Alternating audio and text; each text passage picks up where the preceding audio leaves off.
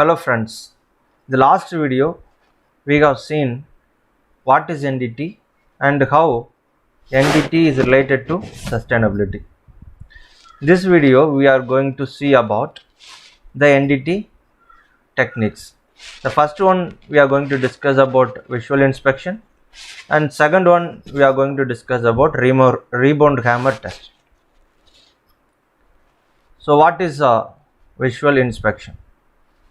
For example, a doctor examining the patient by visually the initial stage using the stethoscope.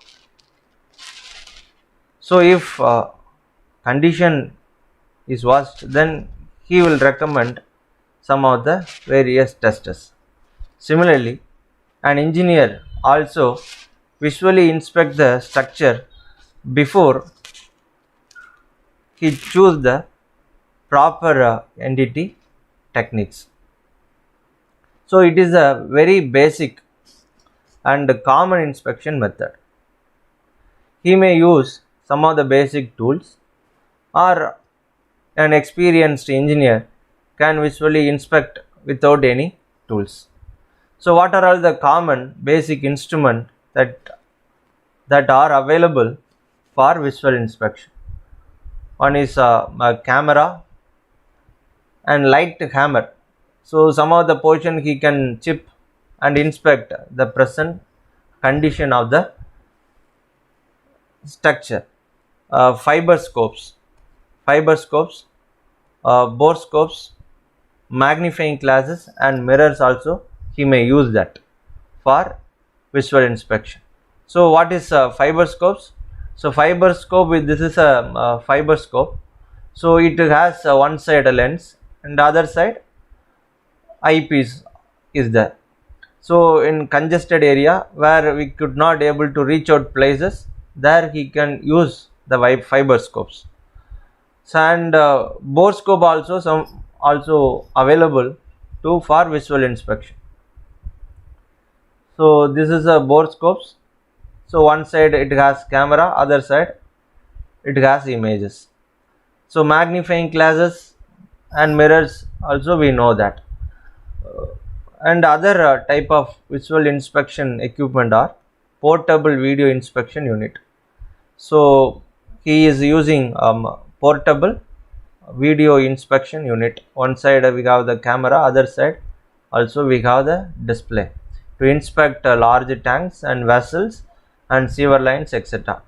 And robotic crawlers also available for visual inspection.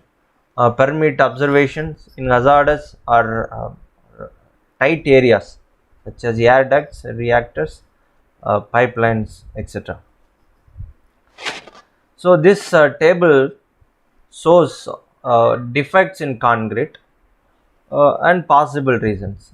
While we observing the structure, we could see some of the defects, and we can understand for possible reason for the defects.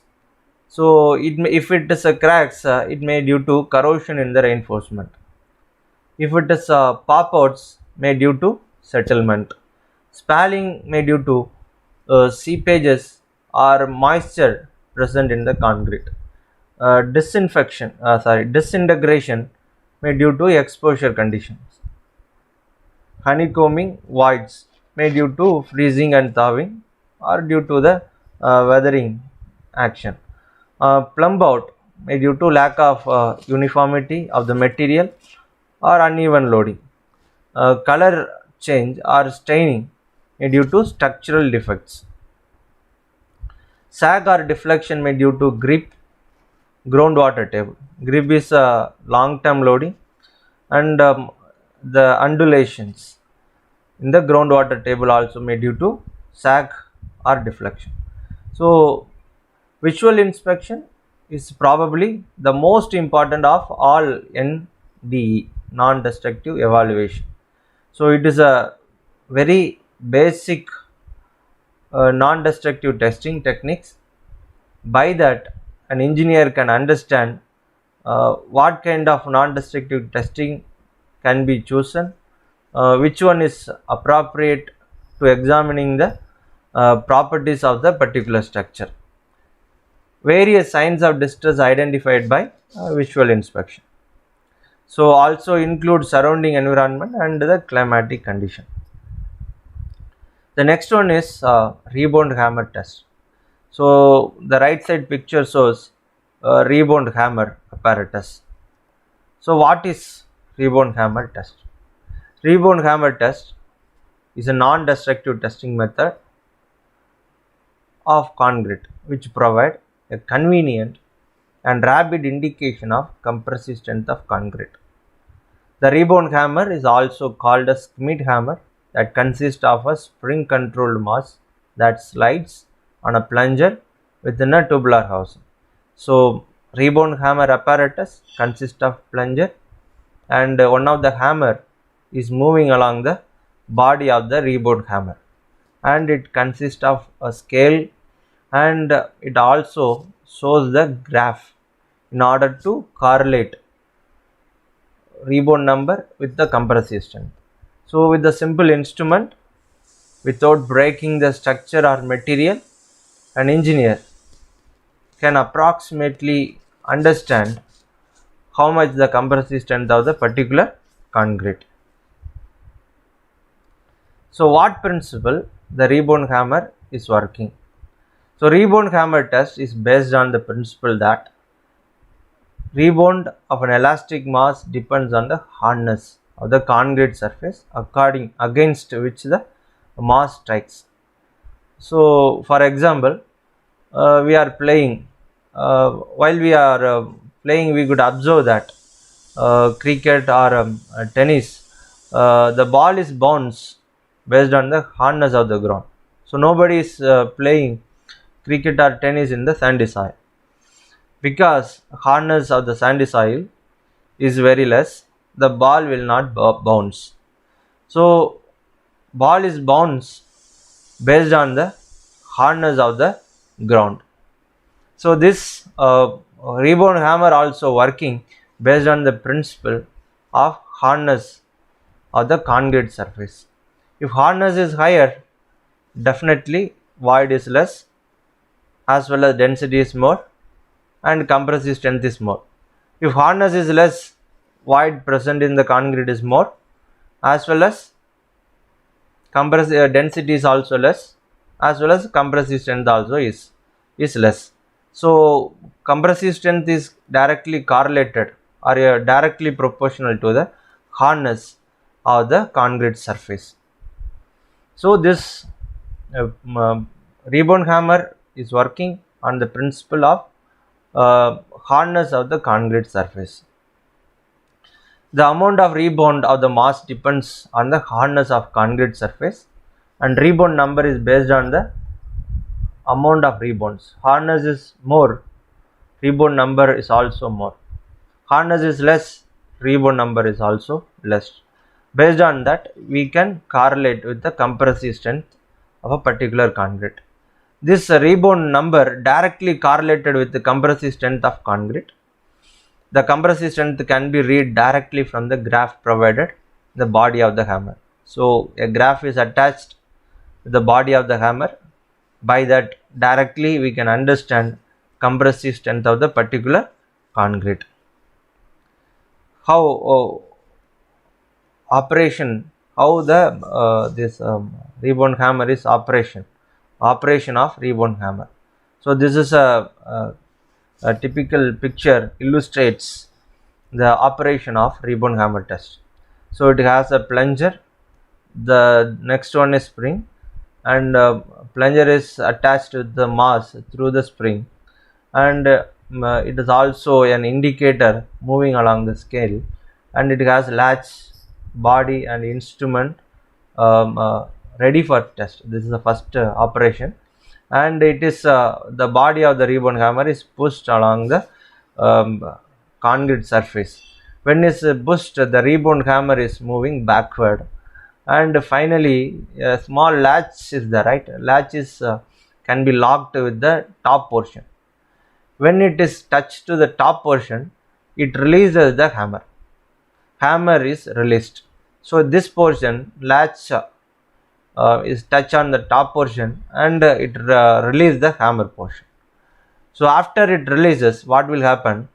Due to the spring action, it will definitely come and hit in the bottom and rebounds. Hammer is rebounds freely based on the hardness of the concrete. So that how much it rebounds, we can measure through the scale. So we can easily understand the rebound number by the single press against the concrete surface. So this picture, of course, it is a graphical or cross-sectional view of a real rebound hammer apparatus. The hammer is attached to the plunger through the spring. Okay, when the plunger preparation phase, when the plunger is pushed and the spring is going backward, and finally the rebound hammer is released and it will be bounced back, and it is moving along the scale that we can easily measure from the external scale. It will indicate the rebound number. So what are all the objective of rebound hammer test? As per the Indian code IS 133112 part 2 1992, the rebound hammer test have the following objectives. So what are all the major objectives? 4 objectives are there as per IS 13311. To determine the compressive strength of the concrete by relating the rebound index and compressive strength. First and foremost objective is to determine the compressive strength of concrete. Okay, maybe the existing structure or freshly constructed structure, or whatever may be the concrete, to determine the compressive strength of concrete. This is the first objective of rebound hammer test, to assess the uniformity of the concrete. For example, a bridge structure, the length is very more, and a very large structure, you imagine the large structures, and the concrete length is more, and that time we can assess the uniformity of the concrete, which what are all the we can, if entire structure is analyzed, then which portion has the highest compressive strength or which portion has the lowest strength, which are the portions are the uniform concrete is there, that we can assess through the rebound hammer test. To assess the quality of concrete based on the standard specification. So quality of the concrete, whether it is a poor quality concrete or it is a good quality concrete or it is a fair or satisfactory concrete, or it may be anything, quality aspects also assessed through this rebound hammer test to relate to the concrete element with the other in terms of quality. Suppose for example, one contractor is construct the entire structure, we could relate which portion has the highest quality and which concrete structure has the poor quality. Rebound hammer test method can be used to differentiate the acceptable and questionable part of the structure, or to compare two different structure based on the strength.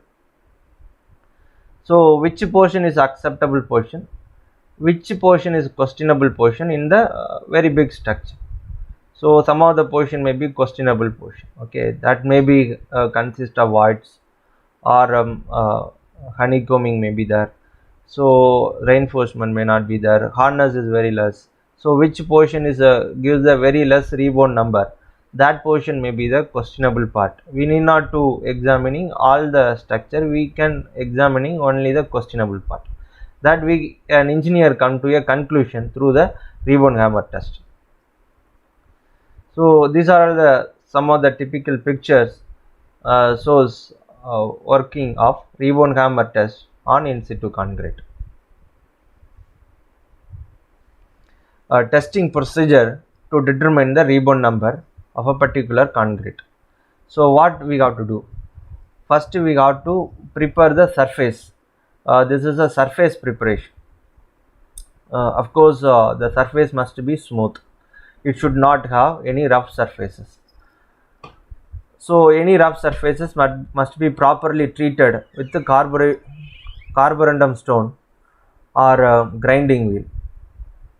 First the surface must be prepared, unless it will not give the proper rebound number. After that, position of rebound hammer. So all position may not be the horizontal, it may be vertically upward or vertically downward. So three different position is there. So we have to understand what position we are going to work to determine the rebound number. The entire area must be then divided into number of small grids.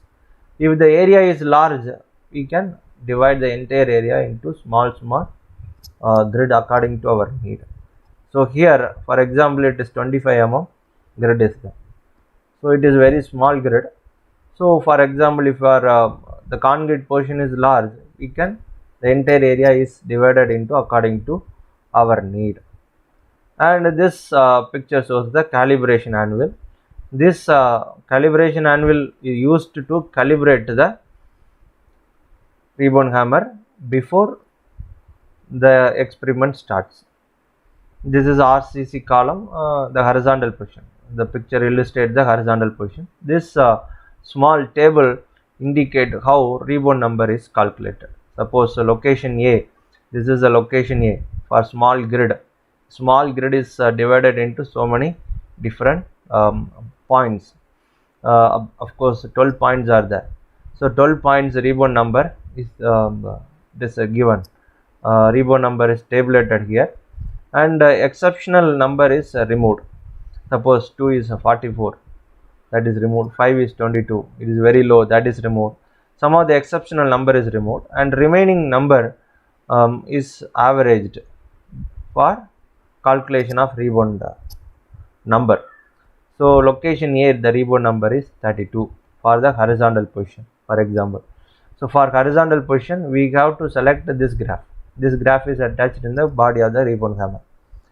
So this is a vertical downward position, this is vertical upward position. So accordingly, we have to select what graph. If rebound hammer is 32, approximately they will give the compressive strength is 25 to 26 Newton per mm square. Like that, we can easily correlate rebound number with the compressive strength. Different rebound hammer and its applications. So rebound hammer, also three different rebound hammer is available. What hammer we are choosing for particular concrete. So if a normal weight concrete, N type, normal type of concrete, we have to choose impact energy of hammer is 2.25 Newton meter. Lightweight concrete, we have to choose 0.75 Newton meter. Mass concrete, heavy concrete type, then we have to choose the impact energy of rebound hammer is 30 Newton meter. Then what are all the different factors affecting rebound value? What are the factors affecting rebound value? Otherwise, what are the factors affecting the hardness of the concrete? If hardness is more, rebound value also more. So this both way we can understand. Factors affecting rebound value: type of cement, what type of cement is used, 33 grade, 43, 53 grade, and quick setting and rapid hardening cement. So different types of cement is there. Accordingly, the rebound value also varies. Type of coarse aggregate and moisture condition, surface carbonation and surface texture, orientation of instrument, whether it is vertically upward or vertically downward or horizontal position. So based on that also rebound value will varies. Condition of spring. So the calibration is very much essential before we start any experiment using the rebound hammer. Curing and age of test, that is also factors affecting the rebound value. This is the final chart, table shows the we can understand what kind of concrete is there. Interpretation of rebound hammer test results. If the rebound number is greater than 40, the concrete quality is very good, classified as a very good concrete. If it is 30 to 40, it is a good layer. 20 to 30, fair layer, as well as less than 20, it is a poor concrete. 0, it is a delaminated or need to be demolished. So like that we can infer the concrete based on the rebound number. So of course prediction of strength varies plus or minus 25%. Rebound value will not give the exact compressive strength of the particular concrete, but within a variation of 25% it could gives the results. Till now we discussed about visual inspection and rebound hammer test principles and operations, how to identify the compressive strength of concrete using the rebound number. So next video we are going to see about ultrasonic pulse velocities test. Thank you.